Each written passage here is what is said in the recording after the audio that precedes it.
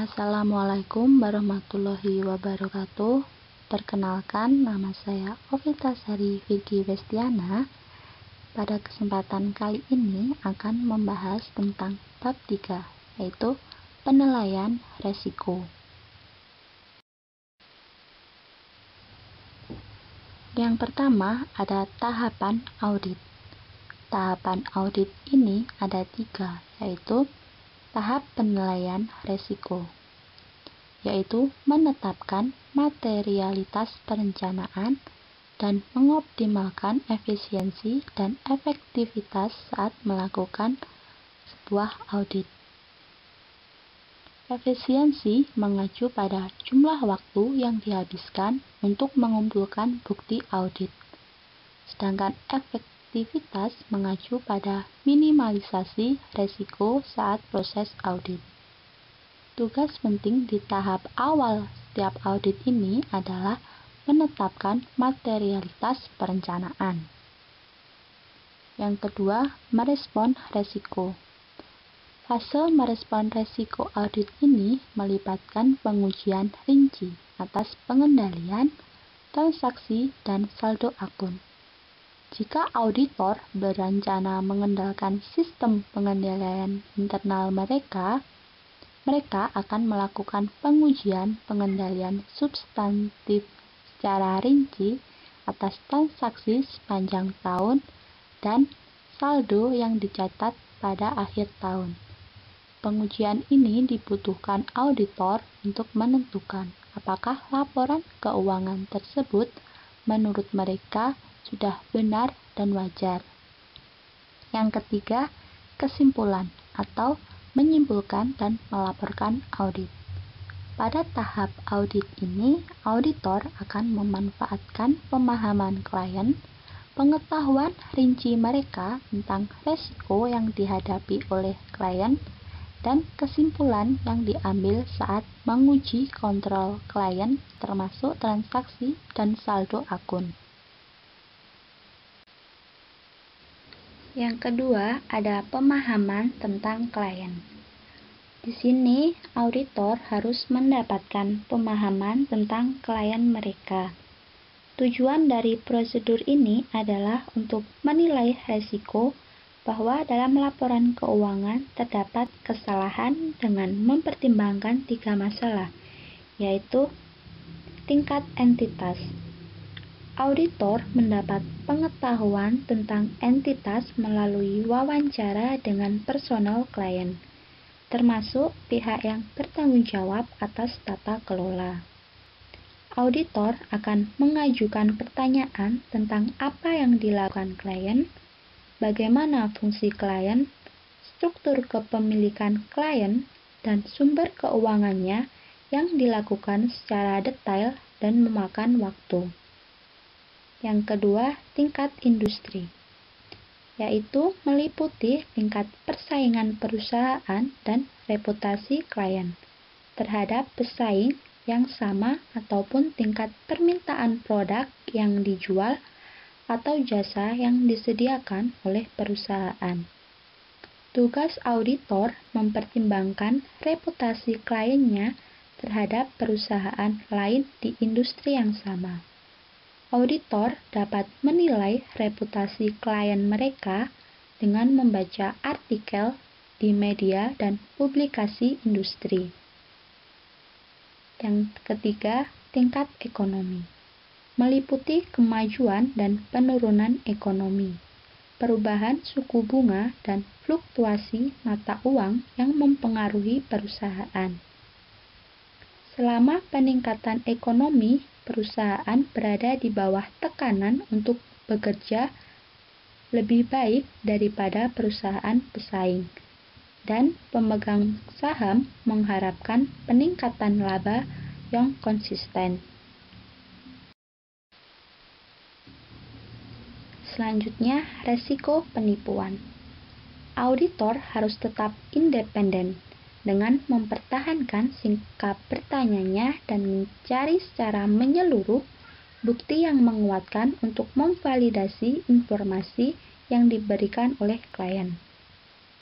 ada 3, yaitu insentif dan tekanan untuk melakukan penipuan. Ketika auditor mengetahui salah satu faktor risiko dalam isolasi atau kombinasi, maka mereka akan merencanakan auditnya untuk memperoleh bukti yang terkait dengan setiap faktor risiko. Yang kedua, peluang melakukan penipuan. Auditor akan menilai apakah kliennya memiliki kesempatan untuk melakukan penipuan dengan memanfaatkan pengetahuannya. Contoh peluang yang meningkatkan risiko terjadinya penipuan yaitu akun yang mengandalkan estimasi dan penilaian, volume transaksi yang tinggi menjelang akhir tahun, jurnal penyesuaian dan pembalikan yang signifikan setelah akhir tahun, mekanisme tata kelola perusahaan yang buruk, serta pergantian staf yang tinggi. Yang ketiga, sikap rasionalisasi untuk membenarkan suatu kecurangan, yaitu sikap yang mengacu pada keyakinan etis tentang benar atau salah serta kemampuan untuk membenarkan suatu tindakan. Contoh sikapnya yaitu nada bicara yang buruk, penerapan struktur pengendalian internal yang efektif tidak dipandang sebagai prioritas, fokus yang berlebihan pada keuntungan atau harga saham, dan sikap yang buruk untuk mematuhi peraturan akuntansi. Asumsi kelangsungan usaha. Asumsi kelangsungan usaha dibuat ketika perusahaan yakin akan tetap menjalankan bisnisnya di masa yang akan datang. Auditor bertanggung jawab untuk memperoleh bukti yang cukup untuk menilai validasi asumsi kelangsungan hidup kliennya mengenai tata kelola menyiapkan laporan keuangan.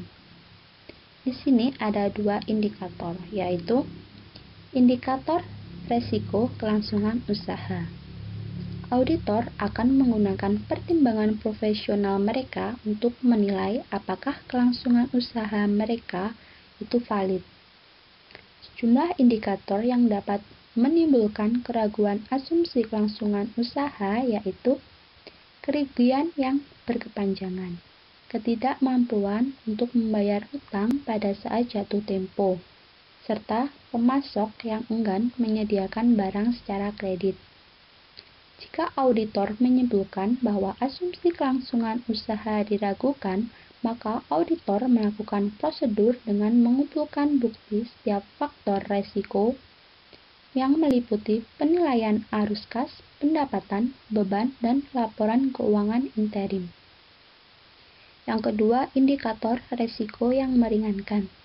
Faktor-faktor yang dapat meringankan dan dapat mengurangi resiko asumsi kelangsungan usaha yang mungkin diragukan yaitu surat jaminan dari perusahaan induk, ketersediaan aset non-inti yang dapat dijual untuk menyediakan uang tunai yang dibutuhkan tanpa mengganggu kapasitas operasi perusahaan, serta kemampuan untuk mengumpulkan dana tambahan melalui penjualan saham ataupun pinjaman. Tata kelola perusahaan. Tata kelola perusahaan terdiri dari aturan, sistem, dan proses dalam perusahaan yang digunakan untuk memandu dan mengontrol. Struktur tata kelola digunakan untuk memantau tindakan staf dan menilai tingkat risiko yang sedang dihadapi. Tata kelola perusahaan ini dirancang untuk mengurangi risiko yang teridentifikasi dan memastikan kelangsungan hidup perusahaan di masa yang akan datang. Teknologi informasi klien. Saat memperoleh pemahaman tentang klien, auditor harus mendapatkan pemahaman tentang sistem teknologi informasi kliennya dan risiko yang sedang dihadapi. Risiko yang terkait dengan TI yaitu Pertama, akses tidak sah ke komputer, perangkat lunak ataupun data, yaitu kurangnya keamanan ataupun prosedur yang dapat menyebabkan data hilang atau terdistorsi sehingga penyajian laporan keuangan salah. Ini dapat dibatasi dengan penggunaan keamanan atau dengan kata sandi. Yang kedua, kesalahan dalam program komputer. Kesalahan dalam pemrograman komputer dapat terjadi jika program tidak diuji secara menyeluruh, serta tidak diproses secara tepat waktu. Yang ketiga, kurangnya cadangan dan hilangnya data. Di sini, klien harus memiliki prosedur yang sesuai untuk memilih sistem teknologi informasi yang baru, mengubah dari sistem lama ke sistem baru, pelatihan staf dalam menggunakan sistem baru, dan memastikan bahwa sistem baru menyertakan kontrol tertanam untuk meminimalkan risiko kesalahan. Yang terakhir, prosedur penutupan. Prosedur penutupan merupakan proses yang digunakan klien pada akhir tahun untuk memastikan bahwa transaksi yang dicatat telah benar dan dalam periode akuntansi. Saat menyelesaikan laporan keuangan, klien harus menutup akun periode keuangannya. Semua saldo baik item pendapatan dan pengeluaran ataupun saldo aset dan kewajiban harus mencakup semua transaksi yang terjadi selama periode tersebut, serta harus akrual, lengkap, dan tidak terkait dengan transaksi di periode lain. Auditor akan menentukan resiko terkait dengan prosedur penutupan kliennya. Jika terjadi kesalahan yang signifikan di mana prosedur penutupan tidak memadai dan transaksi tidak dicatat dalam akhir periode pelaporan, maka auditor akan melakukan pengujian atau memeriksa secara terperinci keakuratan perhitungan akhir tahun pelaporan keuangan tersebut. Terima kasih sudah mendengarkan materi yang telah saya sampaikan. Assalamualaikum warahmatullahi wabarakatuh.